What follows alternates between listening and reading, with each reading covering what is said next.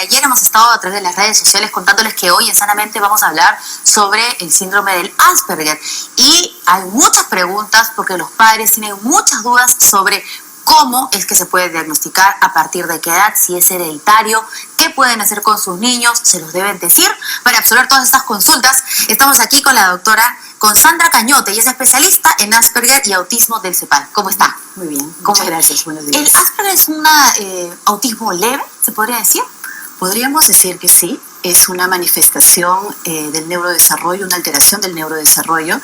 Y bueno, si podemos plantear una diferencia más bien con el autismo, es que mientras que el autismo es probable que su rendimiento cognitivo esté disminuido o su manejo del lenguaje esté casi ausente, en el Asperger ocurre todo lo contrario. Encontramos un lenguaje muy fluido, que sorprenden desde muy pequeños, e incluso su nivel cognitivo está en el rango de normal promedio a superior.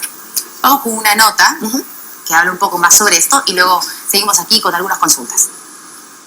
A mí me gusta ver televisión, computadora y videojuegos.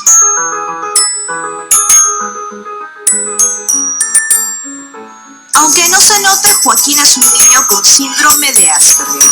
Tiene 13 años y un amoroso padre que permanece a su lado cuando él lo necesita. Su historia es ligeramente diferente al resto de niños. Ellos tienen cierta diferencia en algunas cosas y hay que tener un poco de tolerancia y paciencia. En un inicio, sus padres no notaban nada inusual en su comportamiento hasta que empezaron los problemas en primaria. Inicialmente lo veían ellos como problemas de conducta, ¿no? Entonces Joaquín tiene muchos berrinches, Joaquín no entiende a los compañeros, entonces, claro, y era eso.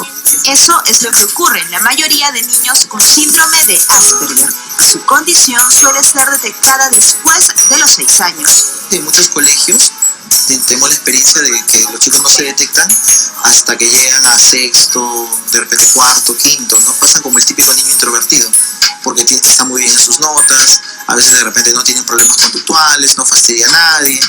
Entonces es eso lo que hace que sea un poco difícil su detección. Una broma para estos niños puede ser tomada en serio, pues no entienden la ironía y no interpretan los gestos. Por eso hay que ser muy cuidadosos al hablar con ellos. Tienen problemas para interactuar con los chicos, llámese, en los chicos con Asperger hablamos de una torpeza social, tienen mucha dificultad para interpretar el lenguaje no verbal de las personas, llámese la comprensión emocional, la comprensión de gestos. Ser Asperger no es estar enfermo, es una condición con la que se nace e incluso se dice que Beethoven, Miguel Ángel, Albert Einstein o Newton la padecieron. Joaquín lleva un tratamiento para su condición que lo ayuda a entender situaciones que para él son complicadas. Te encontraste con un perro, ¿cómo te sientes? Asustado. Asustado, muy bien. ¿Y qué podríamos hacer? Quedarnos quietos hasta que el perro se vaya. Muy bien, amigo. Lo mismo hace su padre y todo aquel que está involucrado con él. Solo así tendrá una vida menos complicada. Bueno, aquí los padres a través del Twitter preguntan si requiere de un tratamiento. Sí, requiere de un tratamiento especializado, integral, que contemple aspectos de la comunicación funcional. Necesitamos que los niños tengan una conducta social que se adapte a las exigencias del entorno, por lo tanto provocar en ellos o para los demás una relación recíproca, ¿no? de un placer compartido, como también se denomina.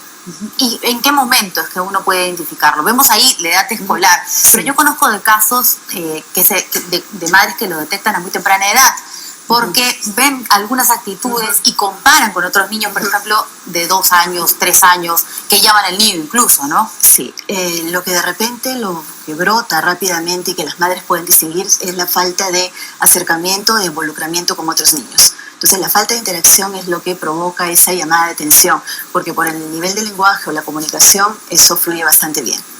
Ok, y, o sea, es en el momento de las reacciones también, o sea, las reacciones ante situaciones diversas. Sí, tienen dificultades para sintonizar con diferentes propuestas del entorno, tienden a rutinas, se conoce un poco de esto, se habla de una falta de flexibilidad para aceptar los cambios, una tendencia a la invarianza, como se dice. Entonces, eso de los cambios también, o sea, para cualquier niño es difícil entender cuando hay que cambiar una rutina, y más bien la rutina les da seguridad, entonces ahí está. Claro. Es muy difícil de poder. Es muy difícil, por eso al principio saber, ¿no? se confunde y creemos que son niños que hacen pues pataletas, berrinches, son sobreprotegidos, como algunas personas denominan, y lo que está en el trasfondo de repente es este cuadro, ¿no? Vamos con algunas consultas del público. ¿El síndrome de Asperger es un tipo de leve autismo? Sí, eso es justo lo que estábamos comentando. Se podría decir que sí. Se podría decir que sí, ¿no? Comparten con el autismo las dificultades en la comunicación social, la interacción recíproca y por la presencia de intereses restringidos. Eso es lo que los une, digamos, pero la diferencia está en el nivel de severidad. Por un lado hay más lenguaje, por el otro lado tal vez no tanto. Pero está no en es nivel un tipo de cognitivo. autismo. Se podría decir que sí. Sí Hoy lo es. hablamos está dentro de lo que se Es denomina un autismo trastorno leve, tampoco podemos decir leve, porque, digamos, hay también, me imagino, niveles de Asperger.